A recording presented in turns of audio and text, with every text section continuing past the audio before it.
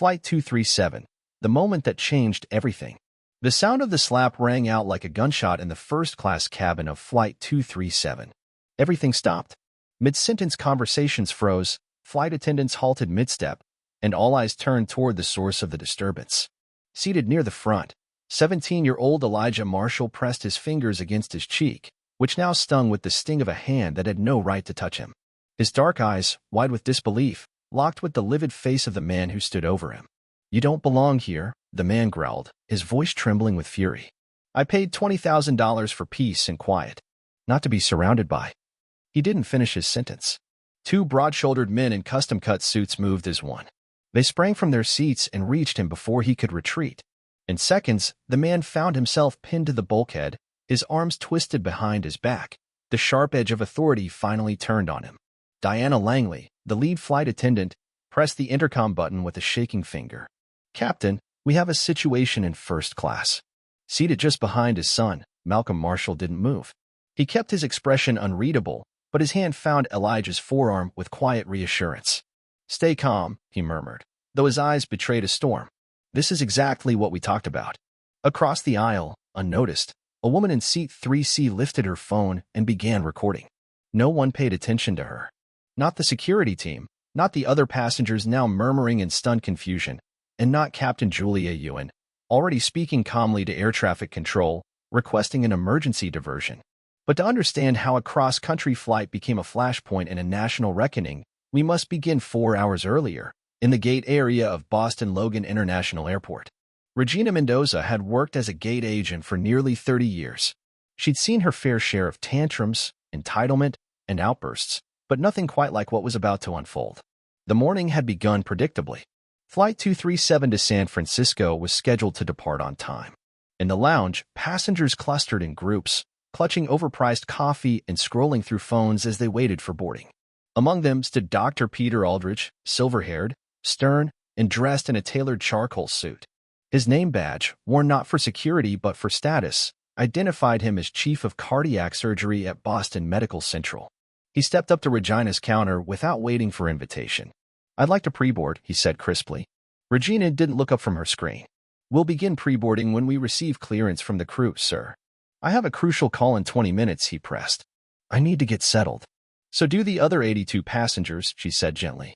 "Please be seated. I'll call you." As he turned away, annoyed, a young South Asian woman with a golden retriever stepped forward. She carried a white cane and moved with quiet confidence. "Excuse me, I believe pre-boarding is for passengers with disabilities?" "Of course," Regina smiled. "Let me scan your pass." As the woman walked toward the jet bridge with her service dog, Dr. Aldridge muttered just loud enough for Regina to hear, "Some of us are trying to save lives, not play favorites."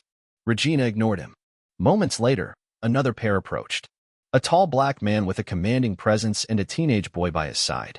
Both wore finely tailored suits, though the boy's tie was slightly askew. "Good morning," the man said warmly. "Malcolm Marshall and my son Elijah." Regina's eyes widened. Malcolm Marshall wasn't just another well-dressed passenger. He was one of the most influential technology entrepreneurs in America. Founder of EtherCore Systems. First black majority owner of a professional sports team in Boston. Billionaire. Philanthropist. And, to her knowledge, an unapologetically principled man.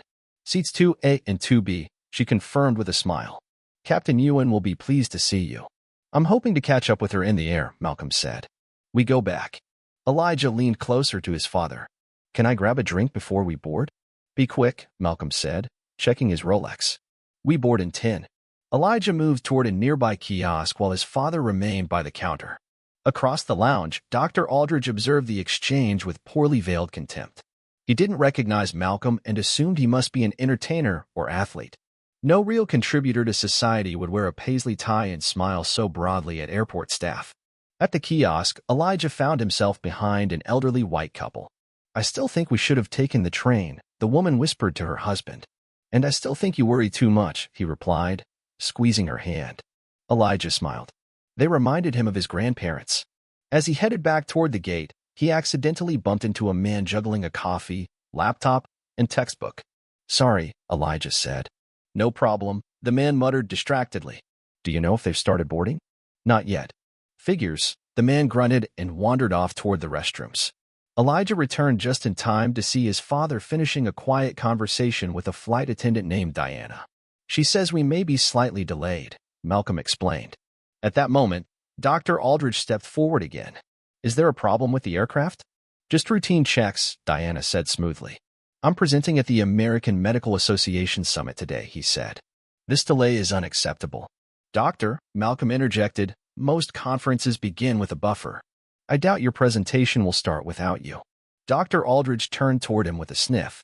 You wouldn't understand. Actually, I was a sponsor last year, Malcolm replied. Fascinating advances in AI-assisted diagnostics. The doctor's brow furrowed. You're in medicine? Technology. Malcolm Marshall. The doctor's expression shifted. He knew the name. The man who had partnered with Johns Hopkins on quantum modeling. The one whose donations had built half the new medical wing at his own hospital. Of course, he said stiffly. I'd be happy to discuss our modeling algorithms on board, Malcolm said. They might complement your surgical data sets. Dr. Aldridge nodded tersely. Perhaps. Moments later, first-class boarding began. Malcolm and Elijah waited while a woman with a service dog entered first. Then the elderly couple. Then a rumpled businessman in a crumpled jacket. Then Malcolm and his son. They entered a cabin of pod-like luxury, 12 seats in soft leather, arranged for maximum privacy. Diana greeted them warmly. Welcome aboard, Mr. Marshall. Captain Ewan sends her regards. Elijah took the window seat. I love the view, he whispered. Malcolm smiled. You've always loved perspective. Across the aisle, Dr. Aldridge was already seated. He watched them with a frown that he didn't bother hiding. Behind them, passengers trickled in. An elegant woman in a cashmere sweater, a no-nonsense older lady typing furiously on a laptop, and finally, a young venture capitalist who recognized Malcolm and tried awkwardly to pitch a startup. We're developing non-invasive imaging algorithms using AI, he said. Send me the materials, Malcolm replied politely. We'll review them.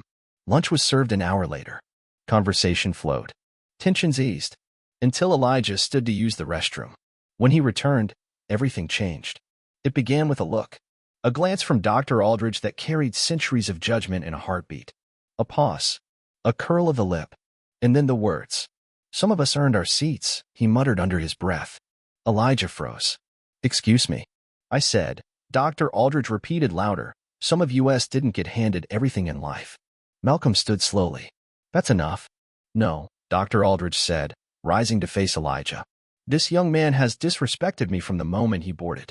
Talking back, interfering in adult conversations, pretending to be more than what he is. Malcolm's security detail took notice. Their hands twitched near their concealed holsters. I've been watching you all flight, Dr. Aldridge continued. Sketching like a child, eavesdropping, questioning me, a trained surgeon. Elijah said nothing. His fists clenched. You don't belong here, Dr. Aldridge hissed, and then the slap. Everything that followed happened in 10 seconds and will be replayed for years.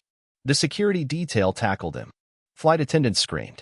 The captain called for law enforcement. Malcolm stayed still, his eyes fixed on his son. Stay calm, he repeated. This is what we prepared for. The video went viral within hours. By the time the plane landed, the internet was on fire. 3 hours later, in a private lounge, Captain Ewan met with Malcolm and his legal team. We're prepared to press charges, she said. The FBI is already involved. We've got statements. Video. This is assault. Elijah sat nearby, silent, ice on his cheek. It's not just assault, Malcolm replied. It's a hate crime. Later, after the press conference, after the viral footage had aired on every network, after Dr. Aldridge was placed on administrative leave and his hospital released a statement, Elijah turned to his father. What now? Malcolm met his son's eyes. Now we decide what justice looks like. They chose not to press federal charges. Instead, they demanded 3 things: a donation to medical scholarships for underrepresented students, a series of public speaking engagements by Dr. Aldridge on implicit bias, and documented racial sensitivity training. At first, he refused. Then he saw the alternatives: career-ending federal prosecution, permanent disgrace. He agreed. At their final meeting, Elijah spoke to him directly. I'm not interested in revenge, he said. I want you to understand what you did, and why it matters. Dr. Aldridge said nothing. But for the first time, he looked like a man who understood he had lost something he might never recover. The story of Flight 237 became a watershed moment. A surgeon's arrogance. A teenager's dignity. a father's restraint, a confrontation caught on camera that forced a national conversation.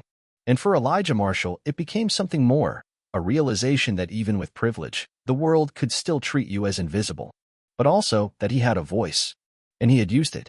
Flight 237 had reached its destination, but the journey it sparked toward accountability, compassion, and change was only just beginning.